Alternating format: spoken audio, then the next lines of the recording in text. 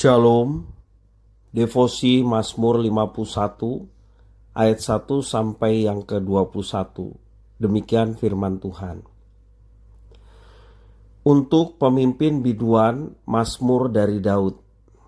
Ketika Nabi Natan datang kepadanya setelah ia menghampiri Betsheba, "Kasihanilah aku, ya Allah, menurut kasih setiamu. Hapuskanlah pelanggaranku menurut rahmat-Mu yang besar. Bersihkanlah aku seluruhnya dari kesalahanku, dan tahirkanlah aku dari dosaku. Sebab aku sendiri sadar akan pelanggaranku, aku senantiasa bergumul dengan dosaku. Terhadap engkau sajalah aku telah berdosa dan melakukan apa yang kau anggap jahat, supaya ternyata engkau adil dalam putusanmu, bersih dalam penghukumanmu. Sesungguhnya dalam kesalahan aku diperanakan, dalam dosa aku dikandung ibuku. Sesungguhnya engkau berkenan akan kebenaran dalam batin, dan dengan diam-diam engkau memberitahukan hikmat kepadaku.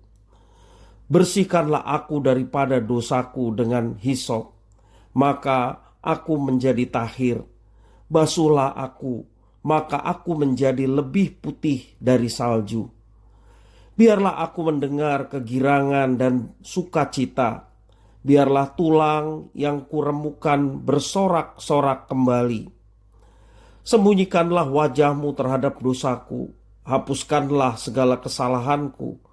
Jadikanlah hatiku tahir, ya Allah, dan perbaharuilah batinku dengan roh yang teguh. Janganlah membuang aku dari hadapan-Mu, dan janganlah mengambil roh-Mu yang kudus daripadaku.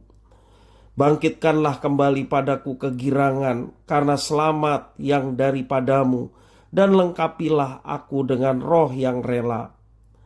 Maka aku akan mengajarkan jalan-Mu kepada orang-orang yang melakukan pelanggaran, supaya orang-orang berdosa berbalik kepadamu. Lepaskanlah aku dari hutang darah, ya Allah, Allah keselamatanku, maka lidahku akan bersorak-sorai memberitakan keadilan-Mu. Ya Tuhan, bukalah bibirku, supaya mulutku memberitakan puji-pujian kepadamu. Sebab Engkau tidak berkenan kepada korban sembelihan. Sekiranya ku persembahkan korban bakaran, Engkau tidak menyukainya. Korban sembelihan kepada Allah ialah jiwa yang hancur, hati yang patah dan remuk. Tidak akan kau pandang hina, ya Allah. Lakukanlah kebaikan kepada Sion menurut kerelaan hatimu. Bangunkanlah tembok-tembok Yerusalem. Maka engkau akan berkenan kepada korban yang benar, korban bakaran dan korban yang terbakar seluruhnya. Maka orang akan mengorbankan lembu jantan di atas mezbahmu. Demikian firman Tuhan. Semua manusia adalah makhluk berdosa dan tak luput dari kesalahan. Respons terhadap kesalahan inilah yang membedakan kita. Ada orang-orang yang mau mengakui dosanya. Mereka bergegas minta ampun kepada Tuhan atas kesalahan yang telah dilakukan. Sebaliknya, ada juga orang yang tidak bersikap demikian.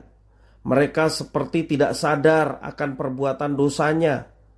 Hal ini yang membuat perjalanan iman seseorang selalu berliku-liku, penuh tantangan dan tidak pernah sama. Firman Tuhan hari ini merupakan doa dan refleksi iman Daud. Ia begitu menyesali dosanya dan memohon pengampunan kepada Tuhan Allah. Secara khusus, doa penyesalan doa ini terkait penyesalan Daud yang merampas Betsheba, istri Uria.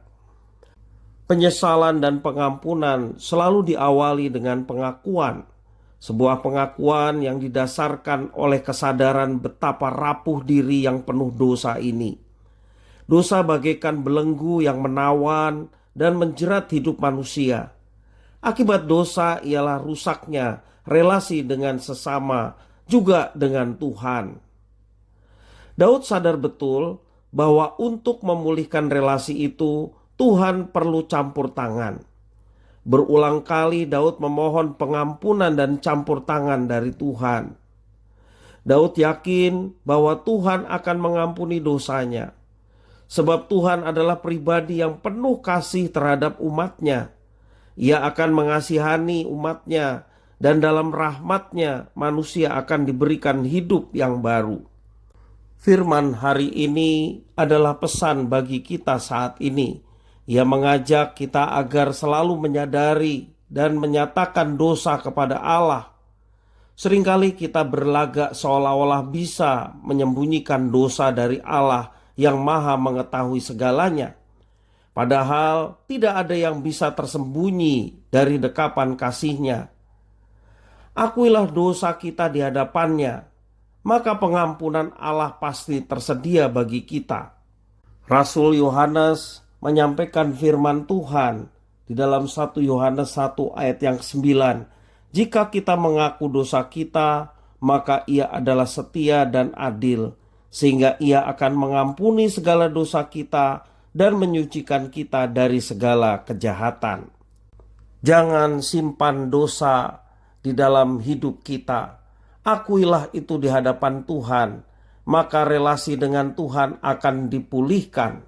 Dan sadarilah bahwa pulihnya relasi dengan Tuhan Allah adalah satu-satunya yang berharga di dunia ini. Tuhan Yesus memberkati.